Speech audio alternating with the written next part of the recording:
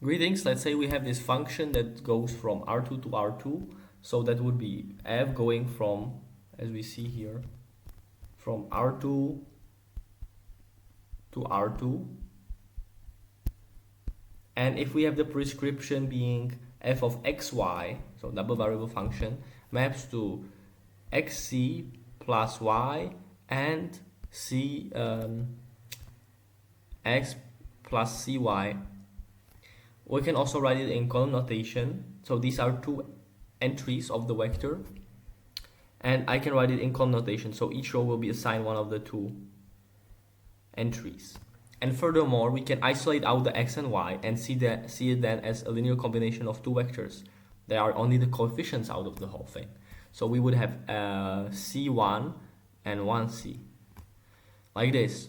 And so these two column vectors, we can further rewrite it. The x and y, I mean, they were accidentally circled there, but we have xy as one vector, and we can multiply a matrix of coefficients c1, 1c. The question is, under which condition the function f is onto, and we did all of this because that's going to help. So onto, a function is onto, or in other words, surjective, that's the same thing, a different name for the same thing. Surjective when all the elements of the codomain, which is into what it maps, this R2 in this case, are covered by some input from the domain. So for every element y in the codomain, there's some element x such that it's the function maps that x to that y. Alright, so every y in the codomain has some origin. And in other words, in this case, it means that R2, it represents the xy coordinate plane, the whole plane, and we want to span all of it. We want to reach every point on it, and that's going to happen for Rn if you have n linearly independent vectors. So in R2, two linearly independent vectors. And the vectors that we have access to, we derive them from this. It was a little bit hidden in a way. We go to them. There's these two, c1 and 1c, these two vectors. And we asked for what c is the function onto, or surjective. It's the same name for the same thing. Well, for what c is the function onto. And as I said, in this case, the function is onto when that codomain, is spanned by the vectors. The input is a vector xy that will cause a linear combination for the two, but we want to know, what letter c, what real number behind that c will make that work. So there's something called the determinant of matrix. We took these two vectors as columns, and then we create this matrix.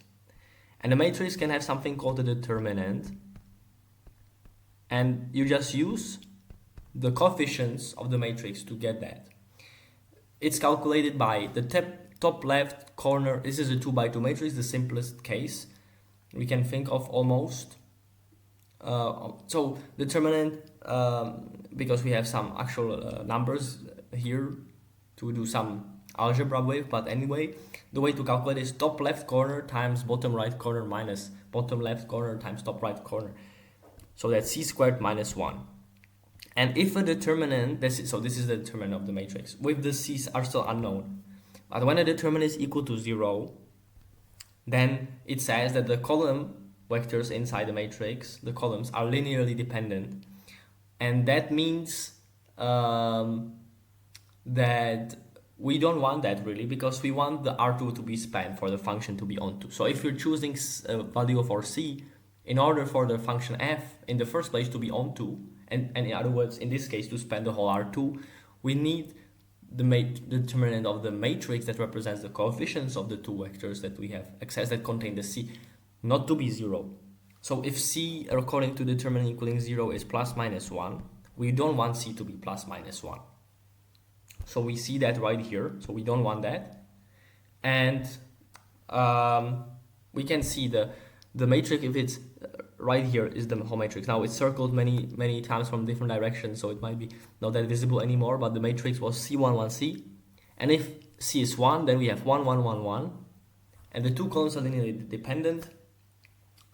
And so it doesn't span R2. We need the two vectors to not be scalar multiples of each other, such that one is not created by multiplying all the entries by the same number for the other vector, but That happens when they're linearly dependent. We don't want them to be independent.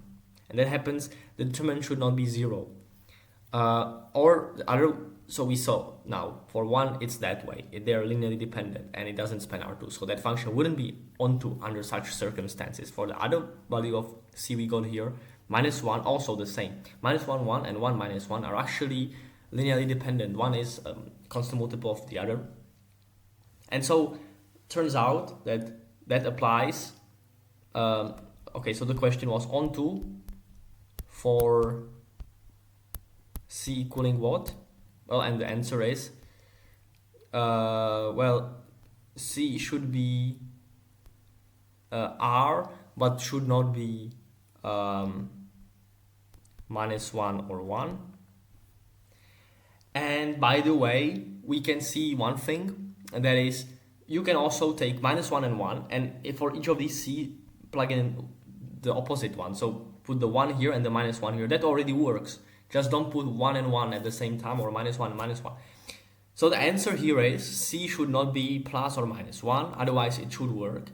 We can test 0, it would create 0, 1, 1, 0. Those are perfectly independent vectors that will span the whole R2. That's what the whole R2. We want that. R squared that we map to, we want to span all of it for the function to be onto.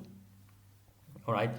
Or once again, to repeat it, onto function, the codomain, the set that's mapped into, for every member of this, that means every point in the xy plane, we want some input value in the function, some xy that maps to it. So we want the whole R2 covered, and that's going to happen when the two vectors are really independent. Alright, so we got it right here. Or another value we can think of, I mean, for example, 5. So 5, 1, 1, 5 works. Alright, so just we have to avoid that -1, 1, because under such circumstances then the two vectors would not be linearly independent. As we saw, the function was prescribed like this. We could also approach it differently than with the determinant. We could view the thing in this form and derive it from seeing it, or from here, alright? Or we could deal with the linear equations slightly differently. But we chose to use this determinant. It was quite quick to do there because it just took out the coefficients from the matrix and gave us values that would not work. Alright, so that's it for this one.